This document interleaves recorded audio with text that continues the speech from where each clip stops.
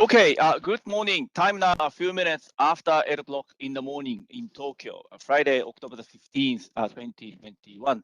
Welcome to another edition of the World Bank Group morning seminar organized by the World Bank Tokyo office. My name is Koichi Omori. I am Senior External Affairs Officer of the World Bank based in Tokyo. We organized so many online seminars introducing the latest report presented by the World Bank Group economists and specialists. We are trying our best to be more comprehensive in terms of the selection of the topics to be featured in our seminar. So we do not miss the major sectors and topics, but there are some areas where we are not really that good at in terms of the covering, but extremely important in terms of the issues. And water is one of them. This morning, we are pleased to be able to feature the latest report, Ebb and Flow, which came out in August this year. The report is consisting of two volumes, volume 1 on the water migration and development, and volume 2, water in the shadow of the conflict in the Middle East and North Africa. And we are honored to have the lead authors for each one of the two volumes. Let me introduce two speakers this morning. First, Asia Dilip Saveri, water economist, who is the lead author for the volume 1. Asia, good morning, good evening to you in Washington. Thank you so much, Koichi. Great, thank you very much. And we have the lead author for the volume 2, Anders Jargarskog, Senior Water Resources Management Specialist. Good morning, good evening to you, Anders. Thank you for joining us this morning. Thank you, Koichi. It's a pleasure to be here. I'm looking forward to interacting with everyone here, and good morning to you in Japan. Great, thank you very much. We'll listen to Asia and Anders for our next 40 minutes, presenting the main findings of the two volumes. Following their presentation, as usual, I read your questions. If you did not have opportunities to send your question in advance, please do so even during this seminar using online form posted on the announcement page for the seminar, or you can simply post your questions on the chat section of the YouTube screen. I'll read your question after the keynote presentation by Asia and Anders, asking them to respond. So with that, I would like to ask Asia and Anders to come in to start your presentations. Over to you. Thanks, Koichi. I'll go first and then hand it over to Anders. So I'll start sharing my screen.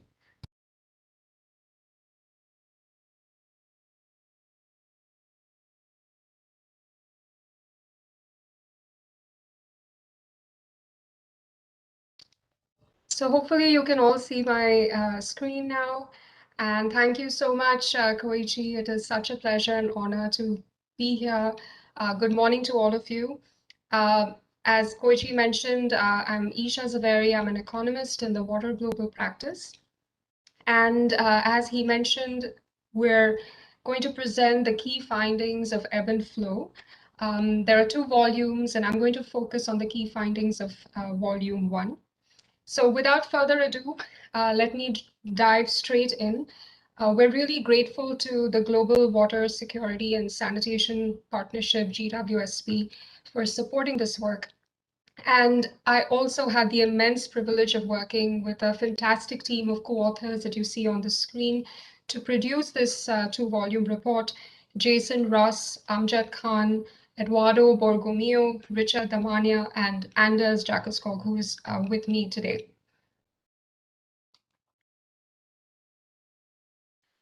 So as you all know, migration is big news. It has shaped and carries on reshaping our world in many, many ways. And the numbers are staggering and they speak for themselves. Currently, there are over 1 billion migrants in the world. But what you may not know is that approximately 3/4 of these migrants move within their country's national borders. And water really has the power to shape these migration patterns, perhaps more than you think. And this is really the thesis of this report. Rains, rivers, coasts, and seas have always determined where people and humanity have settled.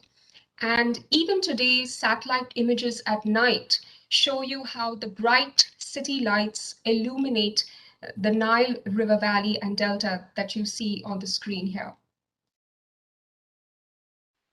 So the IPCC assessment report that was released a couple of months ago has reiterated that climate change is an irreversible force, and it is already adding stresses to the water cycle. And with climate change, understanding how water influences migration and development has become even more important. By the end of the century, according to some estimates, 2/3 of the Earth's land is already on pace to lose water as the climate warms. And because of that, 700 million people could be affected by extreme drought. But the reality is that the impacts of climate change are not some looming threat on the distant horizon. As you know, the effects are happening here and now. And why is that? Climate change is already making rainfall more variable, more fickle, and it's causing more extreme events. And so what we do in Ebb and Flow Volume 1 is look back into the recent past and take this intensifying, growing water scarcity together with water variability and explore the impact on internal migration and development by asking 3 questions. The first obvious question to ask is why and in what contexts do water shocks impact migration? The next question we asked is who migrates due to water shocks, since people are central to this. And finally, what are the impacts and where do they occur? But before turning to the why, who, and where, a more fundamental question must be asked, which is how much of a role does water even play in global migration? And in particular, what is the role of rainfall shocks and the droughts that I spoke of earlier? To do so, we harnessed the power of machine learning and big data, and we employed the largest data set on internal migration ever assembled, from over 442 million individuals from 189 different population censuses in 64 countries between 1960 and 2015, spanning 55 years. So what did we learn? Well, we learned that in addition to traditional demographic drivers of migration, periods of rainfall deficit are also significant predictors of population movements within countries around the world. But, and there is a big but, the range of influence can vary considerably. And this is because there is a lot of variation across countries and regions. And so this should really caution anyone against making sweeping conclusions. So now that we have this 300,000 foot view with the machine learning analysis, let's dig deeper into the data and evidence to understand what's happening on the ground.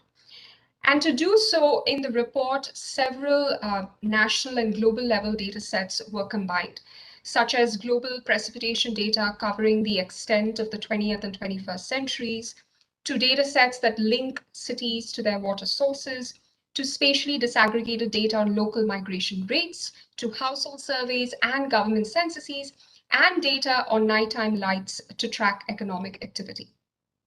What did we find? Let's turn to the first question of why. Why and in what context do water shocks induce migration? So if I were to ask you, why did you migrate if you have? This most straightforward question you will find is perhaps the hardest to answer. And this is because every migrant has a unique story and experience. And people's choices to move or stay, they occur within a very wide context of personal, social, cultural, and other macroeconomic considerations. But at its economic core, the decision boils down to 2 salient questions. Will I be better off in the long run if I choose to migrate? And 2, do I have the means to migrate? So what we find in the report is that to avoid the ravages of drought, some people do decide to move away, and migration can act as a release valve when droughts induce income shocks. And in fact, we find that rainfall-induced water deficits result in 5 times as much migration as water excess. But there are important nuances in why and when this migration occurs, and this is very important. Not everyone has the option to move. Where there is extreme poverty and migration is costly, repeated droughts can stress household finances even further, leaving people with fewer resources to recover or move for jobs. And we find that the poorest are in fact 4 times less likely to be able to move than higher income residents. And these populations who are left behind are often hidden from media headlines, yet they represent a policy concern that is just as serious. So how can we respond? How can we protect livelihoods at the source, which largely happen to be in rural areas? Well, broadly, the choice of policies to manage water risks at the source can be classified into 3 broad categories. Water storage and supplemental irrigation through physical infrastructure, if weighed carefully to avoid unintended consequences, can buffer vulnerable and rural communities from water variability and scarcity.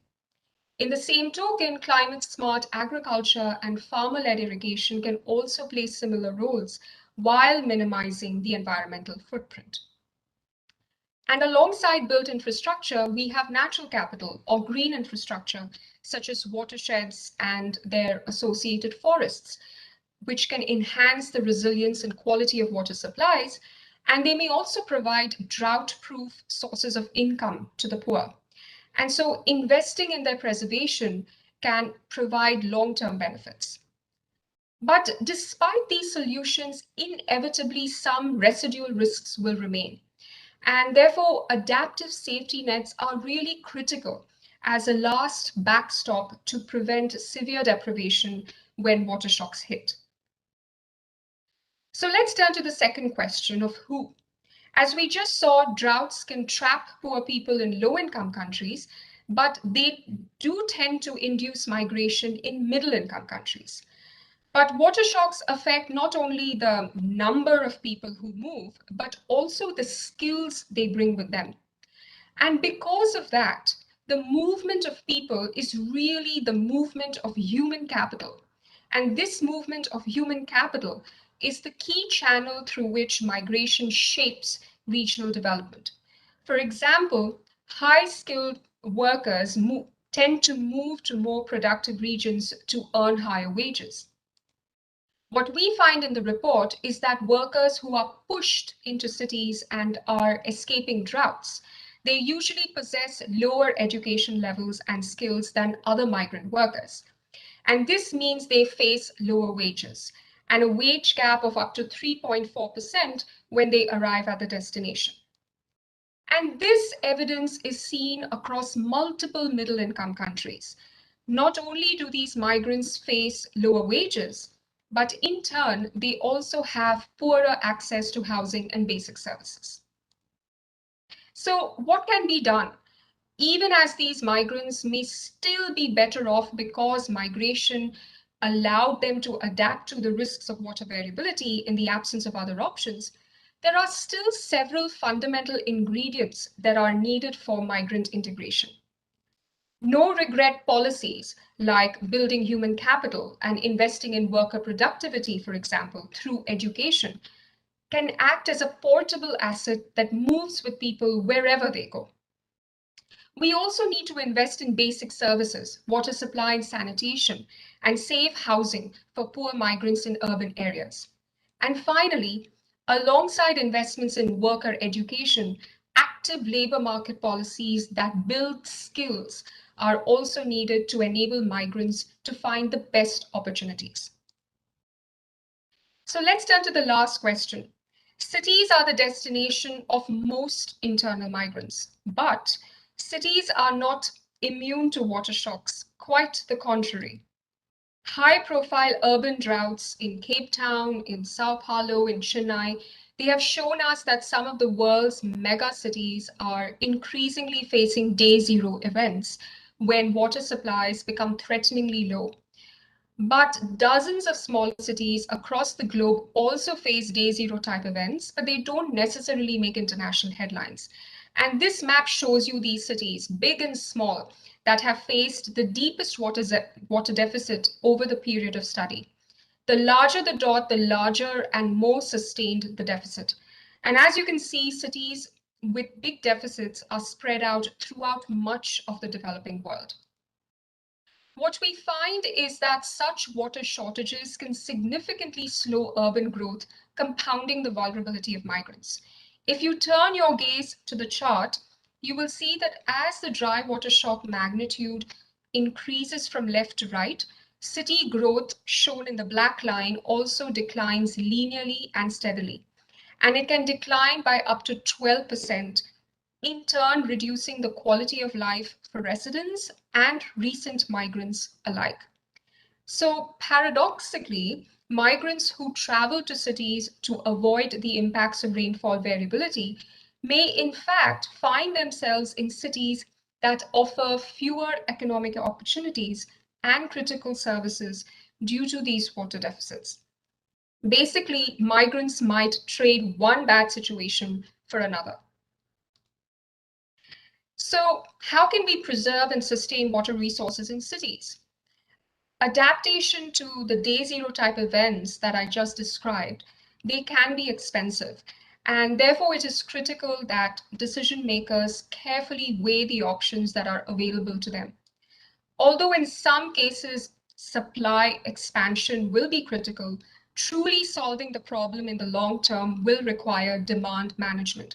And this will include both scarcity pricing of water and technological solutions that reduce water use within homes and businesses. Adaptive water reallocation that allows emergency transfers of water when needed may also offer another solution to ensure against extreme and severe drought. And finally, better urban planning is also sorely needed. For example, recycling wastewater and harvesting stormwater can provide alternative water supplies that have environmental benefits. And if cities were redesigned or reimagined to resemble sponges, they could capture and soak up runoff and store water below ground for future use. And these innovative designs could really improve urban water security and build resilience to climate change. So the policy challenge ahead of us is how can we, sorry, this is stuck.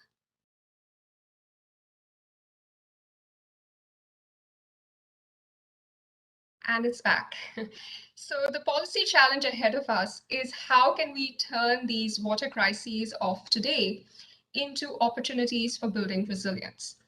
And as you all know, context really matters, but the menu of options that I've just shown you broadly follow the principles of the 3 Ps.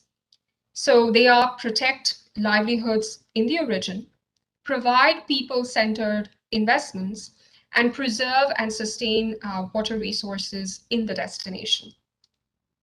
So one way to think of these menu of options is to really think of a chain of policies that are linked to each other, starting from managing water risk right from the water source itself, and then across the rural-urban continuum from the farms to the cities where most migrants move to.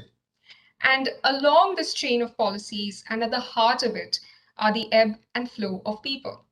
And so multiple complementary policies and investments that target both people and places are needed. And it is for this reason that policies that focus on reducing water risks and the impacts of water shocks, they should really be complemented by strategies that broaden opportunities and build the long-term resilience of communities. Because doing so will give people more agency to determine the best outcome for themselves, not just to survive, but to thrive wherever they may choose to locate. So with that, let me end, and thank you so much for your attention. Let me hand it over to Anders, who will tell you about Ebb and Flow Volume 2 that focuses on the Middle East and North Africa. And I'm looking forward to the discussion and questions. Thanks. Thank you so much, Aisha, and thank you, Koichi. Let me see if I can try to share my PowerPoint as well. And Isha or Koichi, can you tell me whether you can see this? Yes, we see your PowerPoint in the full screen. Thank you. Okay, wonderful. Thanks again for inviting me and Isha to do this presentation. It's a pleasure to be with you this morning and evening in DC where I am. Like Isha, also for volume 2, we have a number of authors, and I'd like to highlight them here as well. It's the same authors as for volume 2, but particularly Eduardo Borgomeo has been leading the work on this one together with myself. But then we also have Isha Zaweri, whom you just listened to, Jason Russ, Amjad Khan, and Richard Amani also contributing to this volume. And let me just here in the beginning say that while this volume is slightly different, we really build in volume 2 on the outcome and the results of volume 1. But the focus here is on armed conflict and how that fits into the nexus of water migration and development. And as you know, it's hard to escape anyone's attention. The Middle East is perhaps, for all the wrong reasons, the focus of migration and forced displacement in the world. And we're really focusing here on refugees, on forcibly displaced people, as opposed to broader migration that Isha discussed. Here you see some statistics of people that are hosted in the MENA region, both as refugees, meaning that they have crossed an international border, but also as IDPs, meaning that they are fleeing within their country. And you have multiple examples of this in the region, but in particular Syria, Yemen, but also Libya, as well as some of the other countries are examples of this. Similar to volume 1, we are looking here at 3 questions as well. And those are really here to help us examine how the interplay between water conflict and forced displacement really plays out in the Middle East and North Africa. And the first one revolves around water as a driver of conflict cooperation. And the question is, why and in what context does water contribute to conflict and forced displacement? The second one revolves around water as a casualty of conflict. And the specific question we're trying to address here is why and in what context does conflict contribute to water insecurity for people? The third bucket or area, if you like, is water as a source of vulnerability. And the 2 questions we're looking at here is, where do forcibly displaced people live? And what are the specific water risks that they face where they move to? Starting then with water as a driver of conflict and cooperation. And I think for those that follow international media, if you follow the debate looking at the Middle East and North Africa, you may have come across this statement here that conflict is linked to drought and almost making the causal link between climate change leading to conflict, and how it really, as one headline here says, paved the way for war in Syria. What we're trying to do in volume 2 is to bring out a little bit more nuance and complexity, because we, in our findings, do not necessarily come to the conclusions that there is a straight line or causality between those aspects of climate change and conflict. And we'll talk a little bit more about this. When we look at the data, and here we draw upon data from both the Oregon State University, who has the world's largest database on transboundary or international waters, as well as the PRIO database, the Peace Research Institute in Oslo, who has a database focusing on domestic water-related events. We see that largely the events are cooperative, or at least not conflictive. They're either neutral or cooperative for countries sharing. If you start with the international, for countries sharing an aquifer or a river. And also, if you look at the domestic level, it's largely either cooperative or neutral, and there are fewer domestically related conflictive events. And this is perhaps counterintuitive when you read the news. The cooperative events that occur in the Middle East regions seem, if you look at the press, far and few between. But if you look at the data, and what that tells us is that actually that's not necessarily the full picture. We do see quite a bit of cooperation, both at the international and at the domestic level. And what we also see, also to bring further complexity to the whole question, is that often we see cooperation happening. If we take the case of the Jordan Basin, for example, Israel and the Palestinian Authority, Israel and Jordan, you may see some level of political conflict, but you also see at the same time a lot of cooperation. There are agreements in place, and there is coordination taking place in cooperation, both in sharing, perhaps selling water from one country to the other, that is functioning in spite of this. Although we realize that rarely hits the headlines, so to speak. You read about it when there is a conflict or a challenge. But this is what the data tells us, and I think that's an important aspect to bring to the whole debate and the discourse on these aspects, not least in the Middle East, but I think this goes also for the global level. Then coming to the second bucket or second area that we're looking at, water as a casualty of conflict. Why and in what context does conflict contribute to water insecurity? And here the story is less encouraging, if you like. And in particular, if you look at the cases of Syria, Yemen, and Libya, you can see that the trend is upward here, where we see a large increase in the instances of water infrastructure targeting in the Middle East and North Africa region.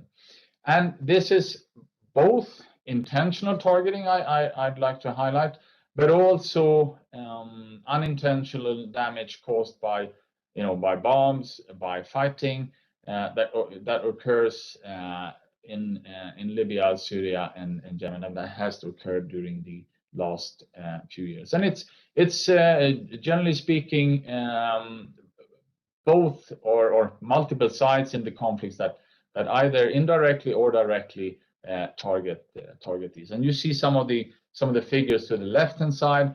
It's quite a high number of water supply and sanitation assets that have been damaged during the war in Syria, and 2/3 of the country's water treatment plants and half of its pumping stations have been either intentionally or unintentionally targeted in the war, which of course creates massive water insecurity for the people that are dependent on these resources for their survival.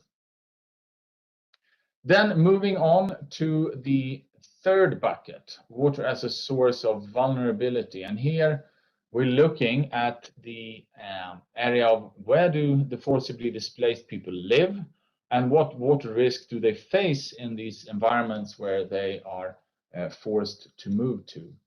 I mean, broadly speaking, we have three areas where in which they live. It could be either be in camps, refugee camps, or otherwise. It could be in cities and informal settlements in the countries of origin, meaning they are IDPs, they don't cross an international border. But they can also live in cities and informal settlements in the country of arrival, meaning that they have crossed an international border. And there are multiple vulnerabilities and challenges in these contexts. For example, in camps, if you look at Lebanon, Jordan, who are at the receiving end of many of the forcibly placed that end up being refugees. And what you see in these camps, even with the best intentions and quite a bit of infrastructure and efforts putting into it, every year there are flash floods in many of the refugee camps, which inflicts extensive damage on the camps and for the people. And it's often a long way to come back to a situation of normalcy after which this happens. And also, there are not only well, actually, there are people with disabilities and challenges that also cross these international borders, and they have in the camps lower levels of access to water sanitation, water supply and sanitation services in the camps, because they are often located not within perhaps the tent or the small hut where you may be living, but often there's a bit of a distance to get to the water supply and sanitation facilities, which is harder if you have a disability. Moving on then to looking at cities and informal settlements in countries of origin for the internally displaced people that end up in cities and informal settlements. And you see the figures here, which are staggering. 18 million people do not have access in Yemen to safe drinking water currently. And 25% of the displaced people in Syria, they share a sanitation facility with at least 6 people. And those sanitation facilities, I like to remind you, are often extremely basic. It's not the sanitation facilities that we have here, where I'm sitting in DC, or where I'm imagining you sitting in Tokyo or broadly in Japan. And in Libya, if we look at North Africa, it's hard for the internally displaced people to pay for the water that they need for their survival and livelihoods. Then moving on for the people that manage to cross a border into perhaps a somewhat safer area. This is the pictures from Jordan, from Amman. And Jordan as a country has received many refugees from Syria, but also from other areas, from Iraq before that, and from Palestinians, from the Palestinian territories long before that. And here you see some of the statistics here. In Lebanon, which has received around up to 2 million refugees from Syria, one Syrian household in 4 is accessing only highly contaminated drinking water. So really no drinking water that's up to standards. And most of the Syrian refugees in Jordan are highly vulnerable to water and sanitation risks. And perhaps I should remind everyone also here that while one may think about refugees crossing international borders entering up in camps, that's not the rule. About 10 to 20% of the people, refugees, the forcibly displaced that cross an international border in the MENA region, actually ends up in camps. Most of them would live in host communities, which are cities or towns or other areas, in informal settlements, rather than these somewhat more structured camps that may be run by UNHCR or another agency. So that's something to keep in mind when we're talking about and looking at the figures here. In Libya, the situation, in addition to not having water to drink that's of good quality within Libya, the international migrants does not have enough water to drink. As if this was not enough, we have a situation in the region as well as globally, but it's perhaps more advanced in many aspects in the Middle East, because it's the most water scarce region in the world. And with climate change, the situation is becoming even more precarious. The region is used to seeing a lot of climate variability, with roughly speaking, you have every seventh year a drought of some sort. It could be a big drought or a smaller drought, but that's usually what one thinks about when one thinks about this. But what we're seeing now already now, and what we'll see more of in the future, is that climate change will take even more and stronger effect and will materialize itself through increased climate variability, both within years and between years. So you will have less of predictability in water supply and also water for crops. Large part of agriculture in a country like Jordan, in Lebanon, in Syria is rain-fed. But if you have less of a predictable rainfall when it will happen, then you run the risk of actually planting your crops at the wrong time, or only because you're planting it where the rain usually comes. But if it doesn't come as a result of increased climate variability, then your livelihood may be at risk. And you see some of the figures that comes out from some of the economic modeling that we've been doing at the bank, and not only in this report but in other reports. Climate change induced water scarcity could, if nothing is done, reduce economic growth by 5 to 6% of GDP, going up to 2050. And demand for labor, because there is less water to actually use, it could drop in the region by 10%. So climate change is adding yet another layer of complexity, challenge for the region, as if the aspect of water migration wasn't tricky enough already. However, while it's a pretty bleak picture that I painted so far, I'd like to highlight the fact that water also provides an opportunity to build resilience in the region and in the countries of the Middle East and North Africa. How could that be done, you may ask?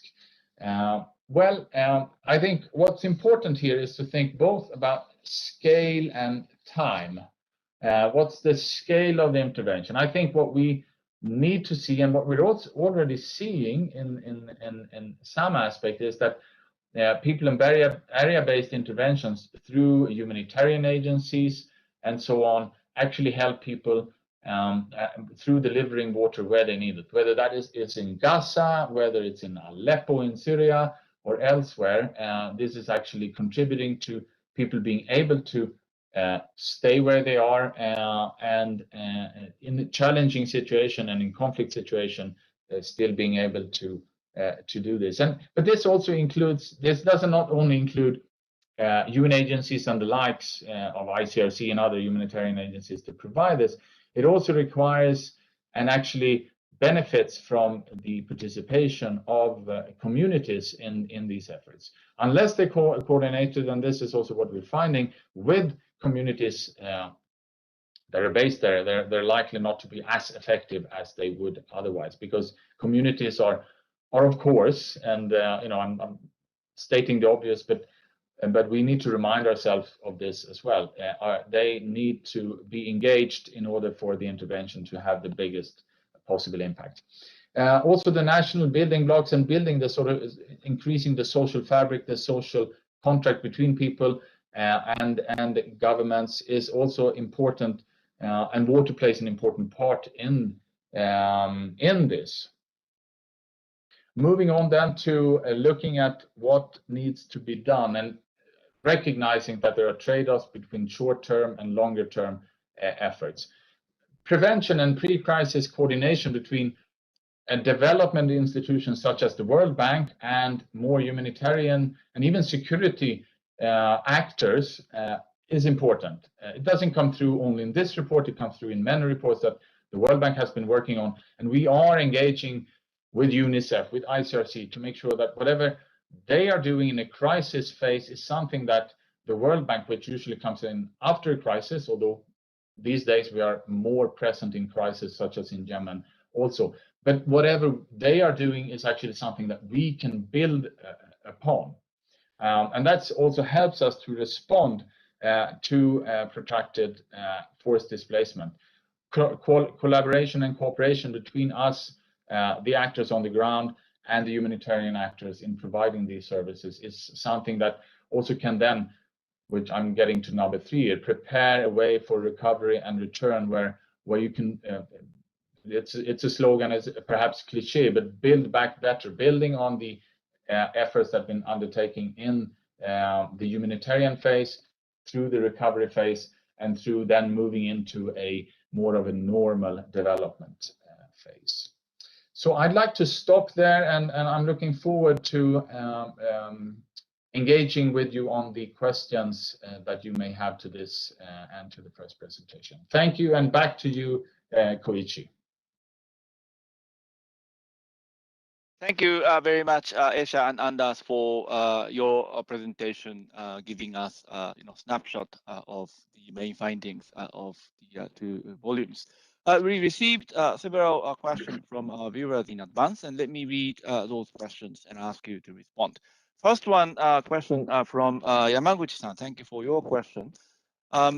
The presentation is suggesting to broaden opportunities and build long-term resilience of communities, calling for a more integrated approach. In practice, what role does the World Bank have, and does World Bank have specific examples of the project or activities which are being implemented in this direction in the MENA region as well as globally? So this is the first question I would like to ask Esha and Anders to respond. Thank you. I can take a quick stab at it and then hand it over to Anders. That's a great question. Thank you so much for asking it. I think the report really sort of highlights that, we need various policy options across the rural-urban continuum. And we need to consider water's impact through the entire chain. And that often doesn't happen, from the source in the watershed as a public good to its eventual use and back into the system.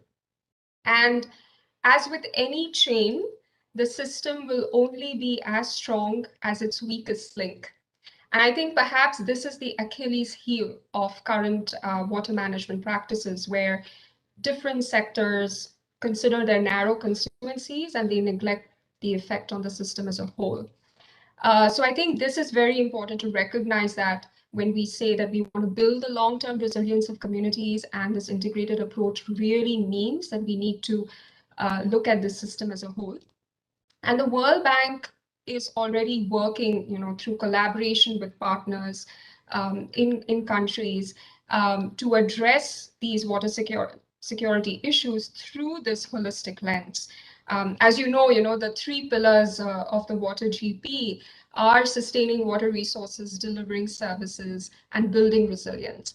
So I think that is testament to the fact of how the World Bank, the Water Global Practice in particular, operationalizes a lot of these projects on the ground. And I'll hand it over to Anders to build on some of those examples in the MENA region. Okay, thank you, Esha. Just quickly to give a couple of concrete examples. I'm taking them from the Palestinian area. So we have a project in Gaza. It's called the Angest. It's a wastewater treatment plant that treats the wastewater for the people in North Gaza. And that's really to build the resilience of the community in Gaza, and also the long-term idea, and we're not there fully yet, and there's collaboration going on, for how that treated wastewater can be reinserted into the already depleted, not fully depleted, but salinized and polluted aquifer to build increasing resilience for the people of Gaza, so that the aquifer is strengthened. One other example is also how we build resilience together with humanitarian actors is in Yemen, where we're working with UNICEF and partners to support the ongoing humanitarian efforts to bring safe water drinking and improve the health of the citizens in Yemen, in spite of there being an active conflict in that country. Handing it back to you, Koichi. Thank you for your responses. In fact, we just received a question posted on the YouTube chat screen from Ishiwatari-san, asking for the details of the actual cases of the examples of cooperation. So perhaps your responses would be directly responding to the Ishiwatari-san's question. If you have any further question, Ishiwatari-san, please post more questions. Thank you very much. Next question. Next two questions from Mori-san. Thank you very much. Let me read each one of them. water is multi-sectoral, and actors and stakeholders within the government, the private sector, civil society, and others are often complicatedly connected, associated, or disorganized among themselves. Institutional buildings with capacity would be a key to water management. Do you have any analysis or views in this regard in the report? That's one. And the second question from the Mori-san, it is very interesting to learn water risks are more often associated with cooperation than conflict. But how should we interpret the difference between the international and domestic pie chart on the slide 5 on the module 2 presentation, particularly an increased portion of the neutral in the domestic cases? So if you would like to respond to those questions, I'd like to ask Aisha and Anders to respond. Thank you.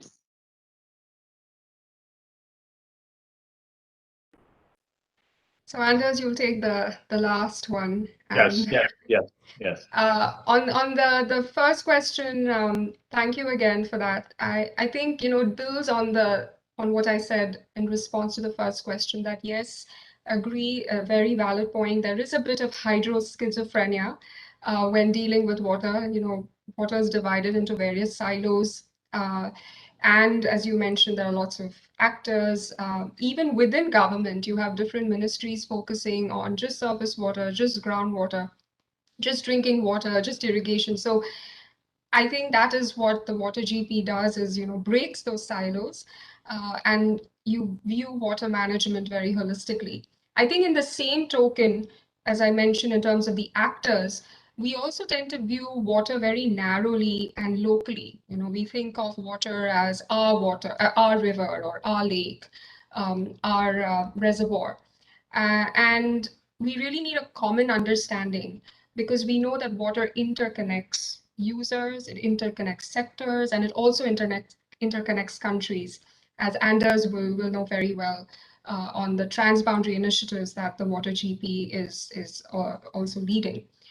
So I'll stop there and saying that it's a very valid question, and over to Anders. Okay, thank you. Thank you for the question. And actually, it's a very good one. How do we look at the differences between the level of conflict cooperation and neutrality or neutral outcomes between the international and the domestic?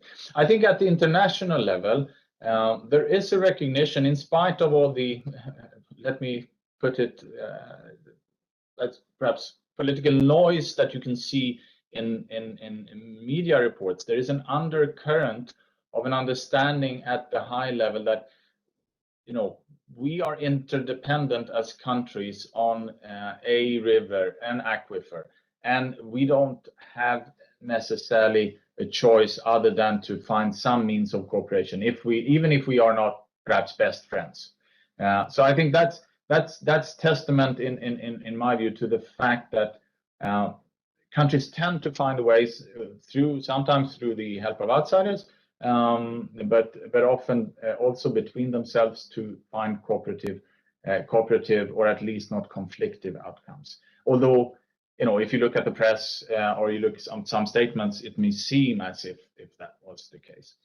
Moving on then to the domestic level. I mean, the report that we've been doing is not going into deep qualitative analysis of the domestic level, but at the same time, I think what we've been seeing, and I think that goes for basically all geographies as far as I'm aware, the conflict cooperation at the domestic level. It could be conflicts between pastoralists sharing the same water source for their animals.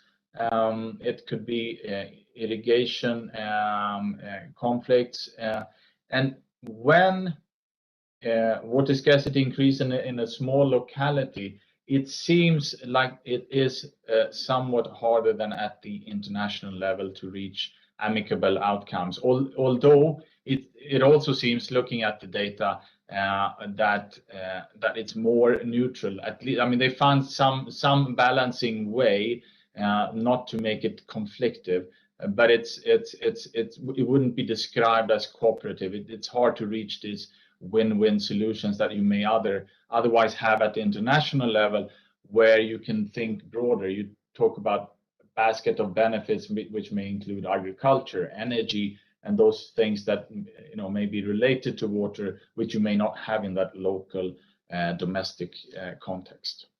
Back to you. Great. Thank you very much for your responses. We received several questions from the anonymous participant. Thank you very much for sending your question regularly.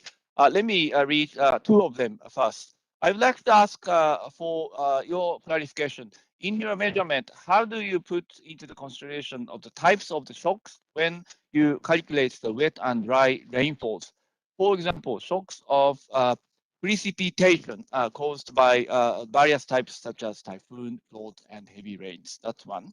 And then second one, how do you evaluate the multiple types of hazard, which are different in length, duration, depth of effect and impact? How do you see the difficulties and challenges caused by combination of these elements? For instance, typhoon comes after the land has loosened due to the heavy rain. How do you measure the rainfall effect combined with the other shocks like locust crisis and drought? So it's a little bit a complicated question, but I'd like to ask Esha and Anders to touch upon some of the issues raised by the viewers. Thank you. Thank you, Koichi. I'll try my best to answer that. So the report really focuses on changes in water availability that are induced by rainfall shocks. And here, this is a term that is meant to mean that rainfall is significantly above or below the long-run average for a region. And these rainfall shocks can be of both the wet kind, in which a region will see significantly above average rainfall, and the dry kind, in which a region sees significant rainfall deficits. And these dry rainfall shocks can in turn translate into water deficits when they lead to a reduction, for example, in available water supplies in lakes and reservoirs.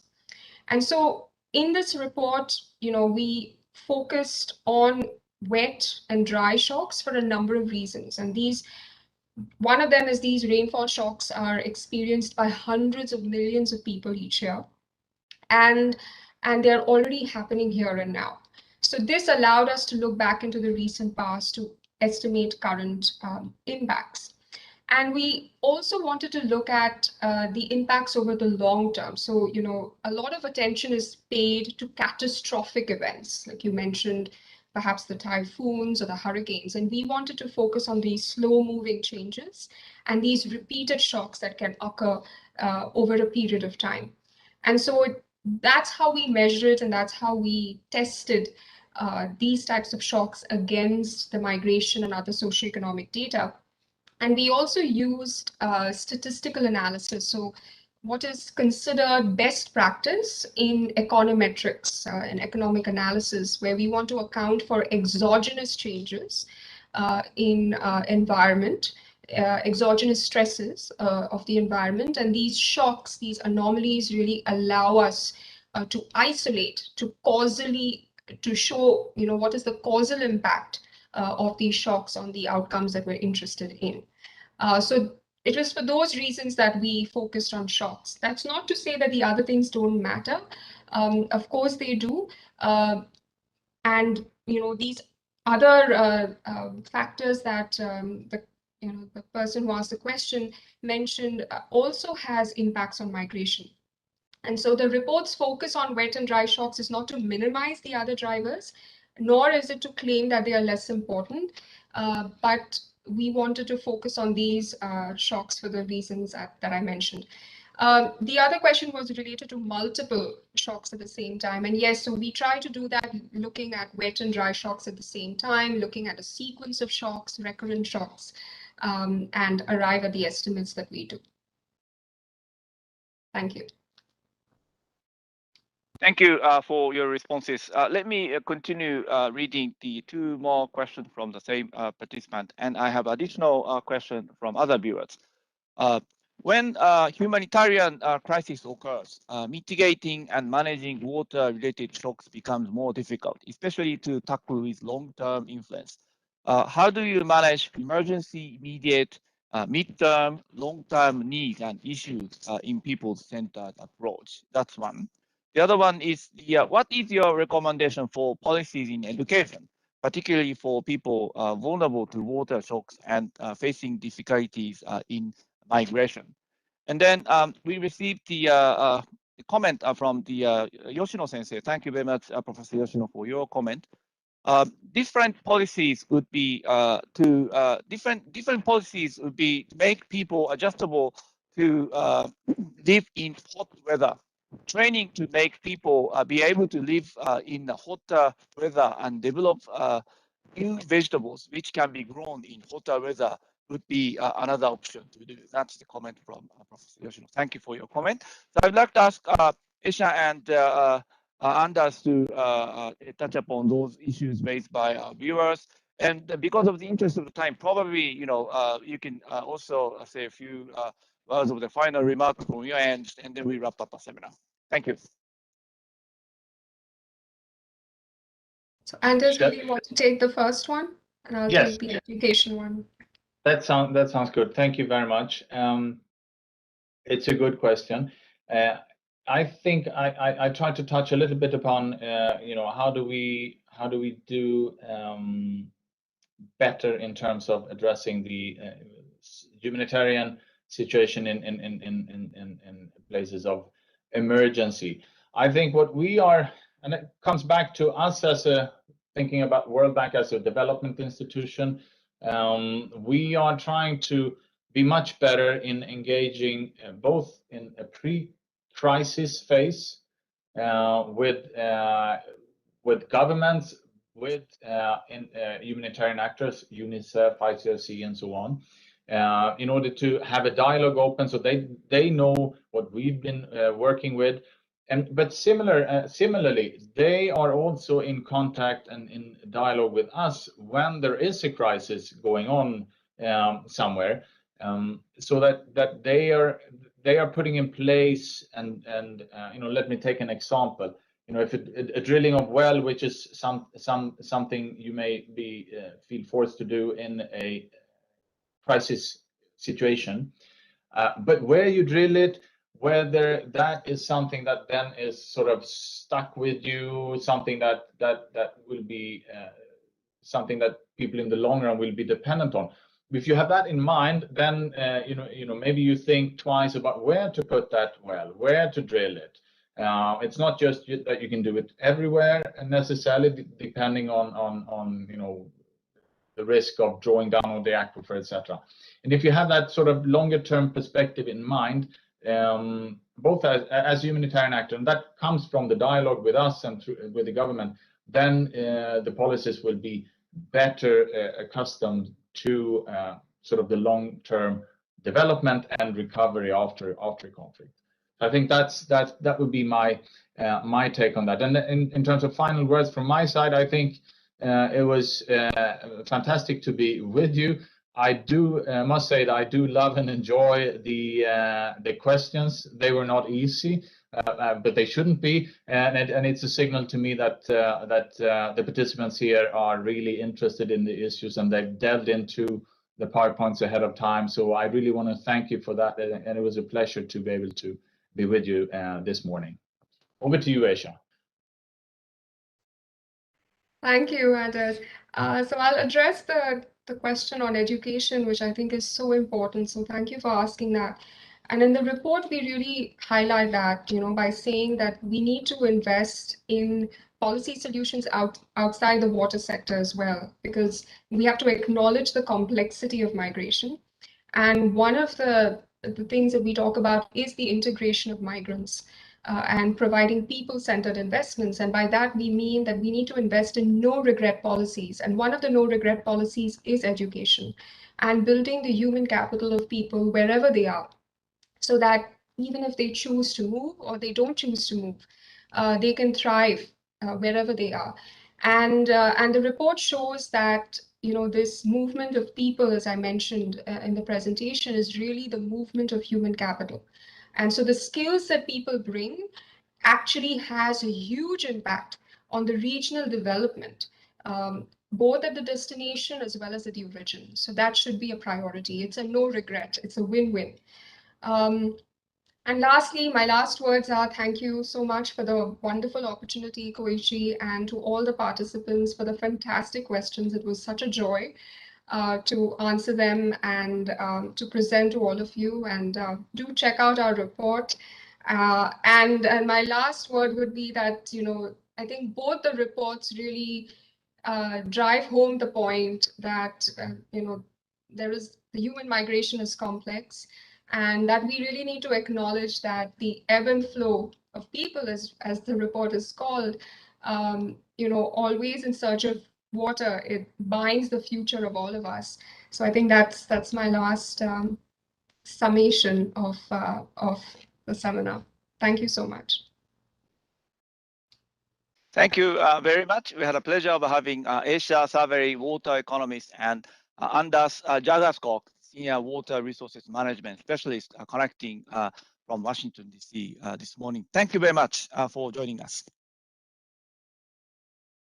Great. Next week, we have 2 morning seminars. First, Africa's Pulse, a semi-annual economic report of Africa region. This will start at 8 a.m. on Tuesday, October 19th in Japan Standard Time. And then secondly, commodity market outlook. This will start at 8 a.m. on Friday, October 22nd in Japan Standard Time. For the commodity market outlook, the report itself is going to be launched on the October 21st in Washington time, which is actually basically the same day that we organize this morning seminar, as presenter will be speaking from Washington in the evening on the same day of the launch of the report. So with that, I would like to once again thank you for tuning in. Have a wonderful weekend. Stay safe, stay healthy, and see you next week. Thank you very much.